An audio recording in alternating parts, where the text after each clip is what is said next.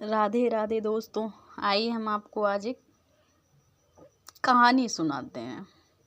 हालांकि हम ये तो नहीं अपने आप को बोल सकते हैं बहुत बड़े पुजारी या नहीं, फिर भी जो सुना है वही हम आपको बताना चाहते हैं और वही आप लोग भी करना। एक बार क्या हुआ, एक चोर था। वो चोरी करता हुआ इधर उधर, उसका नाम ही है चोरी। चोर उसका नाम, काम उसका चोरी, तो वो तो स्वाभाविक करेगा। पता एक बार क्या हुआ, उसके पीछे गांव वाले पड़ गए। किसी घर में चोरी करने गया, उसके पीछे गांव वाले पड़ गए। अब वो इधर उधर काफ़ी देर तक भटकता रहा, कहीं छिपने की जगह नहीं मिली।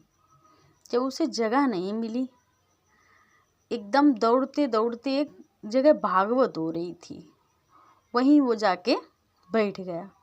उसने सोचा भागने से भी थोड़ा आराम मिलेगा और यहाँ काफ़ी लोग बैठे हैं, इसमें हम छुप जाएंगे, दिखेंगे भी नहीं। हालांकि गांव वाले ढूंढते हुए आए, देखा इधर उधर आसपास, कहीं नज़र नहीं आया। और गांव वालों ने सोचा चोर है, भागवत में क्या करेगा। उन्होंने वहाँ छोड़ दिया, वहाँ नहीं देखा। अब वो चोर वहाँ बैठा रहा, उन लोगों के डर से कि ये लोग कहीं बाहर ना खड़े हों। चोर बैठा उनके डर से, और वो ये सोच के चले गए चोर यहाँ नहीं होगा। इस बीच में क्या प्रसंग चल रहा था, कृष्ण भगवान का प्रसंग। तो उसमें पंडित जी कह रहे थे, बोले थे यशोदा माँ ने आज कान्हा जी का श्रृंगार किया है। बोले कमर में सोने की कंधनी है, पैर में चांदी का पाजेब है, गले में चैन या जो भी बोलो आप, हाथ में खड़ुआ है और कमर में सोने की बांसुरी है। जैसे ही चोर ने ये प्रसंग सुना, उसे तो चोरी से मतलब, उसके लिए तो ये बात लग रही थी। उसने प्रसंग सुना, बोला नाम क्या है। उन्होंने बताया कन्हैया। पंडित जी ने बताया कन्हैया यशोदा माँ ने श्रृंगार किया। अब उसका दिमाग वहीं दौड़ पड़ा कि ये सामान्य चोरी इधर उधर करते हैं, अब हम आज वहीं जाके लूटेंगे जहाँ पंडित जी ने बताया। अब वो दौड़ता इधर उधर भटकने। अब सोचा अब कहाँ जाएं, क्या बताएं, कैसे ढूंढें। तो एक नदी के पास पहुँचा। वहाँ एक बाबा थे, वो अपनी साधना में लीन थे, साधना कर रहे थे। वो बाबा के पास दौड़ा, एकदम चाकू वाकू निकाले, अपने बाबा की गर्दन पे लगा दिए। बोले बाबा जी हम डाकू हैं। बाबा जी बोले तो हम क्या करें, हाँ आप डाकू हो। बोला नहीं, हम आपसे पूछे, में पता चाहिए। बोले किसका पता। बोले कि यशोदा के लाल का, कन्हैया का। के बोले क्यों, कि वो जो हैं कमर में कंदनी है, बंसी है, इतना श्रृंगार बताया। तो बाबा जी सोचे कि वहीं उनके पास जाना है मैं चोरी। बाबा जी सोचे ये चोर है, क्या समझाएं क्या नहीं। बाबा ने पता बता दिया। बोले नंद बाबा का लाल है, वृंदावन धाम में रहते हैं। बता दिया पता पूरा। वो बहुत देर ढूंढते वहीं पहुंच गया। अब बोला गाय चराते हैं। अब वो एक वन में जाके बैठ गया। वन में जाके बैठ गया तो बहुत देर हो गई। उसने सोचे कैसे ढूंढें, क्या करें क्या ना करें। तो एकदम भगवान मान लो, पता नहीं दयानिधि कौन गुण पे रीझ जाते हैं। तो भगवान ने अपनी माया का जाल बिछाया उस चोर की मति भंग करने के लिए, उसे सही रास्ता पे ले आने के लिए। तो भगवान ने क्या किया कि वही जैसा पंडित जी ने साज श्रृंगार जो भी बताया था, वही रूप में बिल्कुल सेम भगवान जी वहाँ अपनी गाय चरा रहे थे।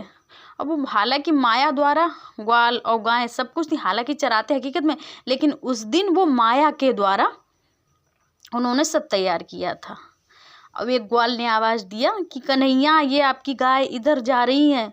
जैसे ही उसने नाम सुना कि कन्हैया, गाय एकदम वो दौड़ा दौड़ा दौड़ा और मेरे ठाकुर जी के पास पहुंच गया, मेरे कान्हा जी के पास पहुंच गया। जब वो पहुंचा, देखा छोटे से कान्हा जी, उसने सोचा छोटा सा बालक है, और वास्तव में जैसा साज श्रृंगार सब कुछ बताया। बोले कि मैं चोर हूँ।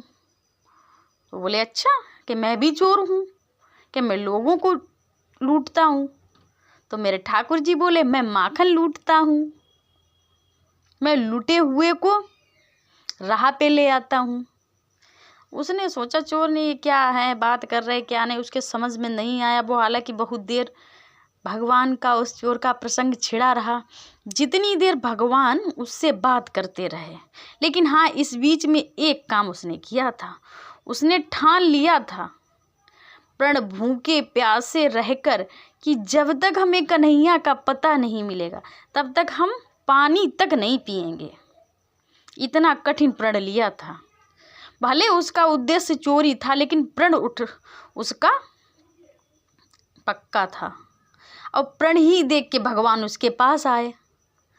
जब भगवान आए, भगवान ने देखा ये है चोर है, अब क्या करें, इसने मेरा नाम लिया, इसने हमें याद किया, इसका उद्देश्य बेशक गलत है, इसका काम है चोरी, ये भटका हुआ है, हमें इसे रास्ता पे लाना है। तो भगवान ने उससे बातें की। जब बात की, उसका जितने अवगुण थे सारे हरण कर लिए। और उसने कहा अब क्या करें, बालक है। तो उसने माखन और मिश्री, जो बाबा से रास्ता पूछा था, उन बाबा ने माखन मिश्री दिया था। बोले जब वो ना माने तो ये माखन मिश्री खिला देना। तो उसने माखन मिश्री ठाकुर जी को खिलाया। जैसे ही ठाकुर जी को माखन मिश्री खिलाया, ठाकुर जी तो ठाकुर जी हैं, भाव और प्रेम और श्रद्धा से जो पूजता है भगवान उसके हो जाते हैं। हम ये तो नहीं कहते हमें भगवान देखें, लेकिन हाँ, अगर आपको विश्वास है तो भगवान सत्य में है। भगवान को प्रसाद है। जैसे ही भगवान ने उसको प्रसाद खिलाया, भगवान को उसने खिलाया, जैसे ही भगवान ने उसको खिलाया एकदम उसको ज्ञान हुआ। वैसे ही भगवान के पैरों में गिर पड़ा। बोले भगवान हमें माफ़ करो, हमारा उद्देश्य गलत था। भगवान ने उसे राह दिखाया। इसीलिए कहते हैं पंडित लोग, बाबा लोग, साधु संत कहते हैं अगर लक्ष्य आपका शुद्ध है, सही है, तो जो भी करना चाहो आपको सब हासिल होगा। बस लक्ष्य विहीन ना हो, लक्ष्य होना चाहिए।